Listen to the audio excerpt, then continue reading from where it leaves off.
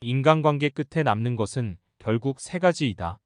얼마나 사랑했는지, 얼마나 온화하게 살았는지, 자신에게 맞지 않는 것을 얼마나 우아하게 내려놓았는지이다.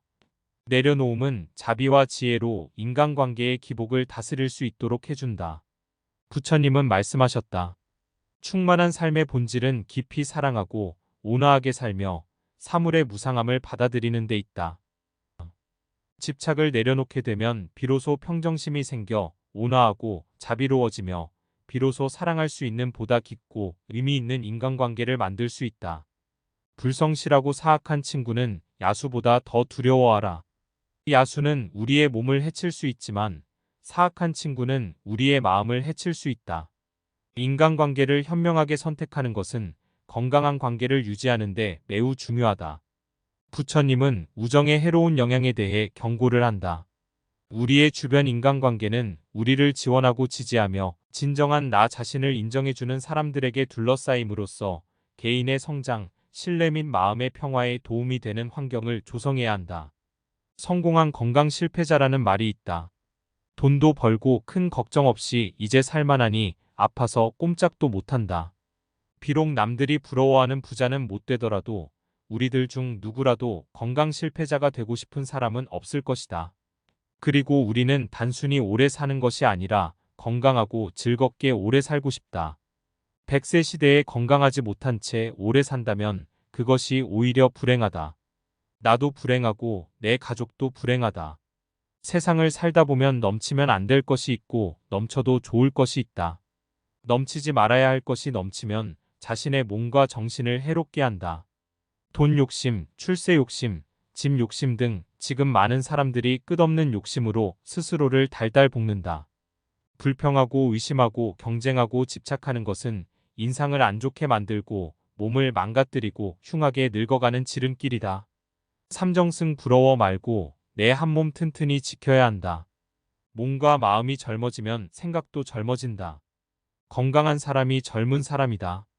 오래 사는 것보다도 어떻게 하면 더 잘 살 수 있을까 고민해야 한다.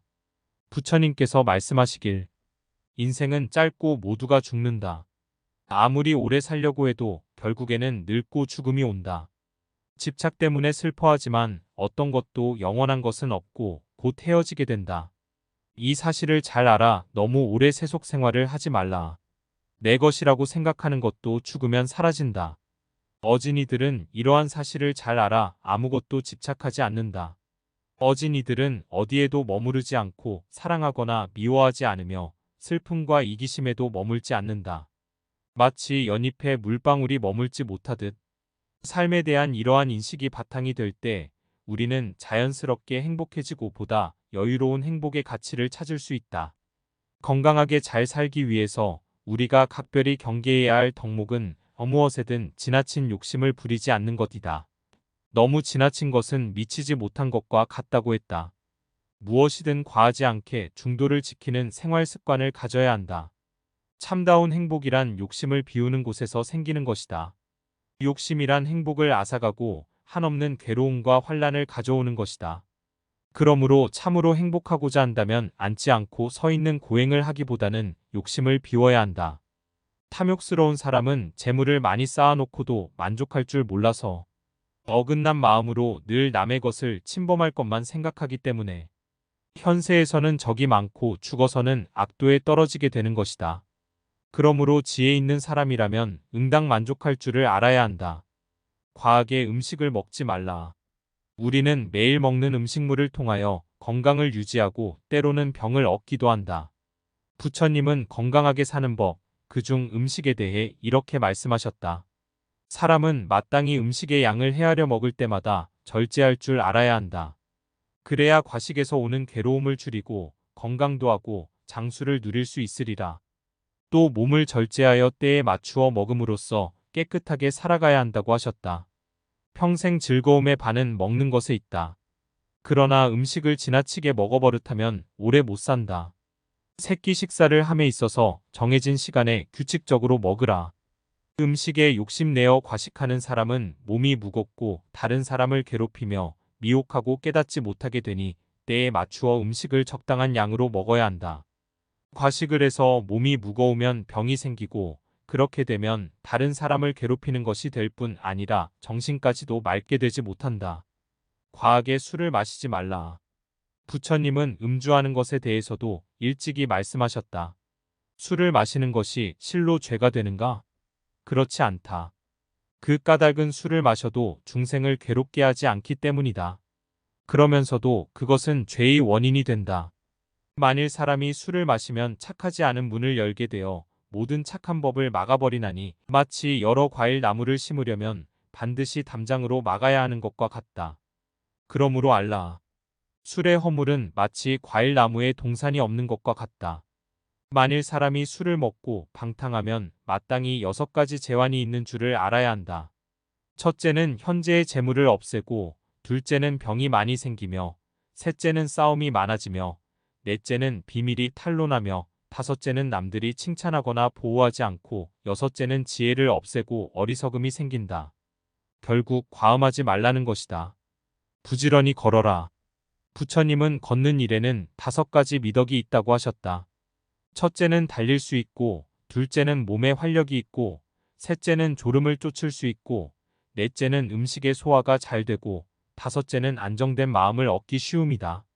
강한 신체는 정신을 강하게 만든다. 늘 운동하면 건강하다. 여닫는 문지방은 좀이 생기지 않는다.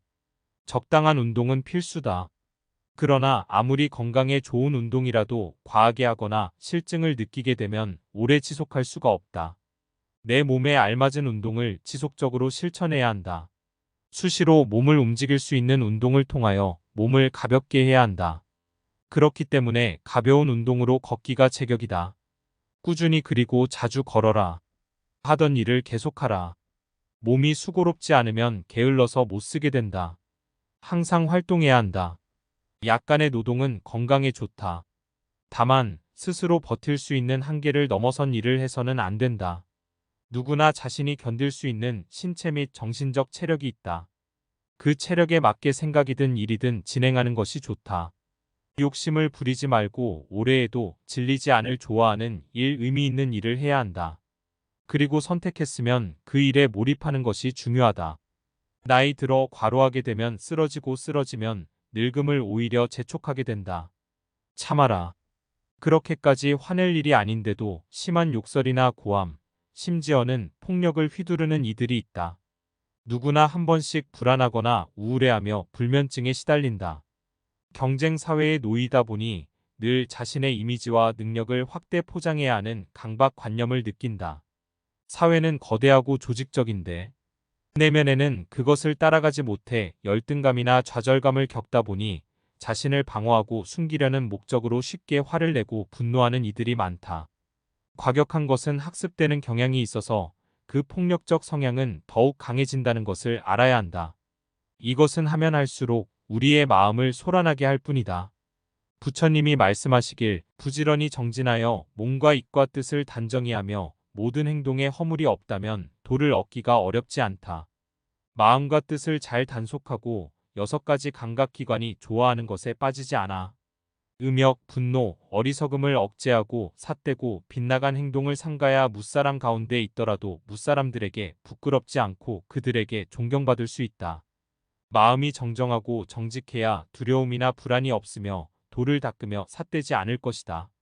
이렇듯 절제된 삶이 건강에 대한 부처님의 가르침임이 명쾌하다. 살아가면서 넘치지 말아야 할 것이 무엇인지 아는 것이 지혜다. 과욕, 과음, 과식, 과로, 격 등 이것들은 모두 너무 지나치게 넘침으로 오는 위기라는 것을 인식해야 한다. 무슨 일이든지 지나치면 탈이 나는 법이다. 적당한 선에서 멈출 줄 모르면 꼭 사람이 난다. 욕심을 잘 다스려야 죄를 멀리할 수 있다. 욕심으로부터 자유로워야 한다. 마음을 비우고 과욕을 줄여야 한다. 너무 많은 것을 가지려고 해서는 안 된다. 더 많은 것을 소유하려고 하지 말자. 더 좋은 집, 더 좋은 차, 더 높은 권력이나 명예 등을 찾지 말자. 다른 사람보다 더 많은 것을 가져야 한다는 생각은 부족한 생각이다. 이런 사람은 알고 보면 가난한 사람이다. 마음이 부유한 사람은 자신의 분수를 알며 적당한 생활을 즐긴다. 만족하고 감사하며 하루하루를 즐겁게 살아간다. 이것이 스트레스를 줄이고 편안한 마음가짐으로 곱게 늙어갈 수 있는 비결이다. 많이 베풀어라. 불교에서는 돈이 없어도 남을 도울 수 있는 7가지 보시라는 뜻의 무제칠시가 있다. 첫째는 얼굴에 화색을 띠고 부드럽고 정다운 얼굴로 남을 대하는 것이다. 둘째는 말로써 베푸는 것이다. 칭찬하는 말, 위로하는 말, 양보하는 말, 부드러운 말로 남을 도울 수가 있다. 셋째는 어질고 착한 마음을 가지고 사람을 대하는 것이다. 자비스러운 마음으로 사람들을 대하면 사람들에게 행복을 주기 때문에 마음으로 베푸는 것이 된다. 넷째는 부드럽고 편안한 눈빛으로 사람을 대하는 것이다. 안온한 눈빛 하나만으로도 남을 돕는 것이 된다. 다섯째는 몸으로 베푸는 것이다. 남의 짐을 들어준다거나 사람을 만나면 공손하고 예의 바르게 인사하는 것도 몸으로써 남을 돕는 것이다. 여섯째는 자리를 남에게 양보하는 것이다. 일곱째는 잘 곳이 없는 사람에게 머물 장소를 제공하는 것이다. 묻지 않고 상대의 속을 헤아려 주는 것을 말한다. 이것은 넘치면 오히려 좋은 것들이다. 이것이 넘치면 사회는 유익해지고 감사할 일들로 넘쳐날 것이다. 만일 모든 고뇌를 벗어나고자 하거든 마땅히 족함을 알기를 자세히 생각하라. 만족함을 알게 되면 그곳이 바로 부위와 알라, 그리고 안온한 곳이 된다. 조함을 아는 사람은 비록 맨 땅에 누워 있어도 오히려 편하고 즐거움이 되지만 족함을 알지 못하는 사람은 비록 천당이 있어도 마음에 들지 않는다. 족함을 알지 못하는 사람은 비록 부유하나 가난하고 조함을 아는 사람은 비록 가난하나 부유하다. 족함을 알지 못하는 사람은 항상 오욕에 이끌려 다니기 때문에 만족함을 아는 사람들은 이들을 불쌍히 여긴다. 이것을 일러 족함을 알미라 하느니라.